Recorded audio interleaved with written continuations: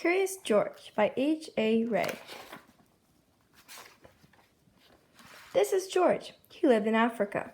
He was very happy, but he had one fault. He was too curious. One day, George saw a man. He had on a large yellow straw hat. The man saw George too. What a nice little monkey, he thought. I would like to take him home with me. The man put his hat on the ground, and of course, George was curious. He came down from the tree to look at the large yellow hat. The hat had been on the man's head. George thought it would be nice to have it on his own head. He picked it up and put it on. The hat covered George's head. He couldn't see. The man picked him up quickly and popped him into a bag. George was caught.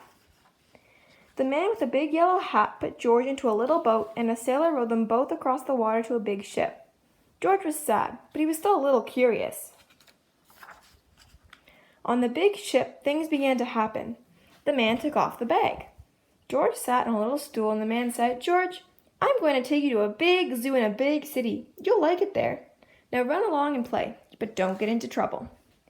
George promised to be good, but it is easy for little monkeys to forget. On the deck, he found some seagulls. He wondered how they could fly. He was very curious. Finally, he had to try. It looked easy, but first this, and then this. Where's George? The sailors looked and looked. At last they saw him, struggling in the water, and almost all tired out. Oh no, poor George. "Man overboard," the sailors cried, as they threw him a lifebelt. George caught it and held on. At last he was safe on board. After that, George was more careful to be a good monkey, until at last the long trip was over.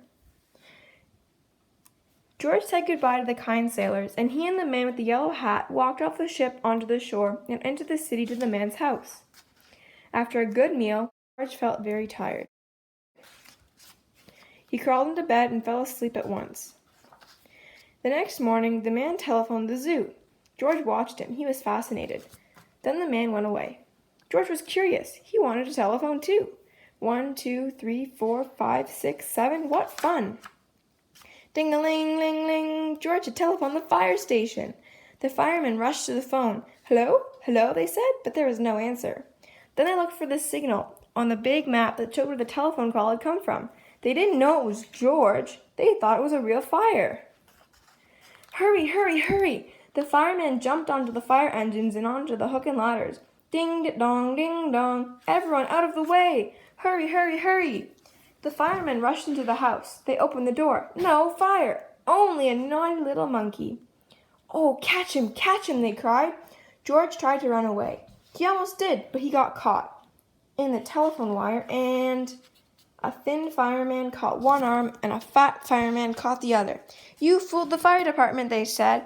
"We will have to shut you up where you can't do any more harm." They took him away and shut him in a prison. George wanted to get out. He climbed up to the window to try the bars. Just then the watchman came in. He got on the wooden bed to catch George, but the watchman was too big and heavy. The bed tipped up, the watchman fell over, and quick as lightning, George ran out through the open door.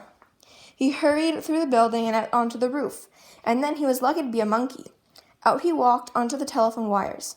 Quickly and quietly over the guard's head, George walked away. He was free! Down in the street outside the prison wall stood a balloon man. A little girl bought a balloon for her brother. George watched. He was curious again. He felt he must have a bright red balloon. He reached over and tried to help himself, but instead of one balloon, the whole bunch broke loose. In an instant, the wind whisked them all away, and with them went George, holding tight with both hands. Up, up he sailed, higher and higher. The houses looked like toy houses, and the people like dolls. George was very frightened. He held on very tight. At first, the wind blew in great gusts. Then it quieted. Finally, it stopped blowing altogether. George was very tired. Down he went, down, bump onto the top of a traffic light. Everyone was surprised. The traffic got all mixed up. George didn't know what to do. And then he heard someone call, "George!" He looked down and saw his friend, the man with the big yellow hat. George was very happy. The man was happy too. George slid down the post, and the man with the big yellow hat put him under his arm. Then he paid the balloon man for all the balloons. And then George and the man climbed into the car, and at last, away they went. To the zoo! What a nice place for George to live.